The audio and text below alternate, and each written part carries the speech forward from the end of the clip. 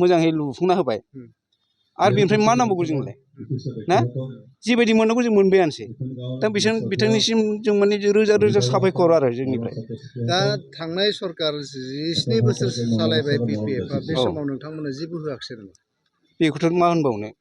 दा मोनाखिसै आरो मोनाखैथ' मोनाखैनो होननांसिगोन जाहैबाय थारमाने किजानि माबा मोनसे उसुबिदानि थाखाय होआखैबो जानो हागौ जोंहाबो बै समाव माने एसे प्रमान पत्रआवबो जर खममोन नालाय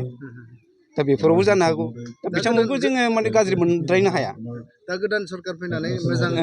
मोजां मावफुंनाय जाबाय थारमाने जा हा हुआबो मोजां खामानि जाबोदों माने एसेबाबो जों फरेस्ट पाट्टा मोनबाय गोदान सरकार फैनायाव औ बेथ' बेखायनो जोंहा बेनो माने खामानियाव बहुत आवगायदों आरो माने এইটো কামটো বহুত আগবাঢ়িছে কেলে মানে ফৰেষ্টৰ পৰা আমি অলপ হ'লেওতো পাৱাৰটো পাইছে বোলে ইমানটো আৰু আমি মানে যথেষ্ট পাইছোঁ আৰু এতিয়া নতুন চৰকাৰৰ পৰা মানে এইটো হৈছে এইটোৱে ধৰক আৰু নাকি थाबाय जेनेबा सारनिसिम जेनेबा गबिन्द सारनिसिम दा जों बहुतानो जेनेबा दा बेयाव बुंनो थाङोब्ला जोंहा औवानि बेरामोन दा जों जेनेबा गोबां सरकारनियाव जों दा मोजां परिबेसाव फैबाय आरो दा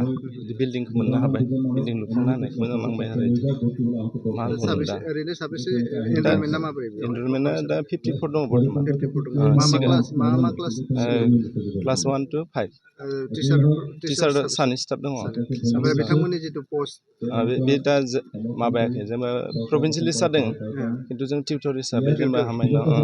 जेनेबा थांनाय जोङो 2021 नि फार्स्ट फेब्रुवारियाव जोङो एपइन्टमेन्ट मोननो हादों जेनेबा आसाम स्टेट गभर्नमेन्टनिफ्राय खिन्थु दा जोंहा सेलारिया गोबां खम आरो 10,800 जों गोबांबार दा सरकारजों जोङो एसे रायज्लायबाय थादों ओमफ्राय नैबे अक्ट'बरनि गेजेराव बिसोरो जोंनि समस्याखौ एसे सलुसन खालामना होगोन होनना बुंदों आरो स्टेट गभर्नमेन्टआसो आरो खिन्थु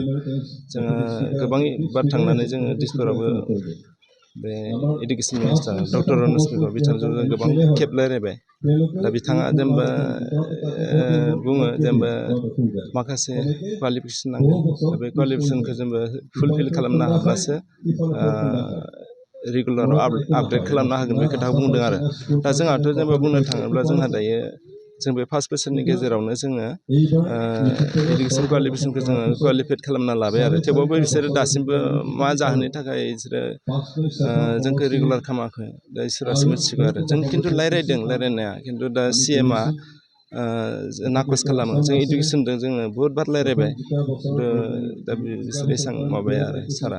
दा दिनै स्पेसियेलि जिहेतु बेखौ बेखेवबाय सोरखौ स्पेसियेलि सोरखौ नोंथाङा माने साबायखर बावगोन दा मा होनबावनो जिहेतु जेनेबा जाय सरकाराव थायो दा बिथांमोनाथ' जेनेबा होखानांगोन नङा होमबा दा बिथांमोना होनायखौ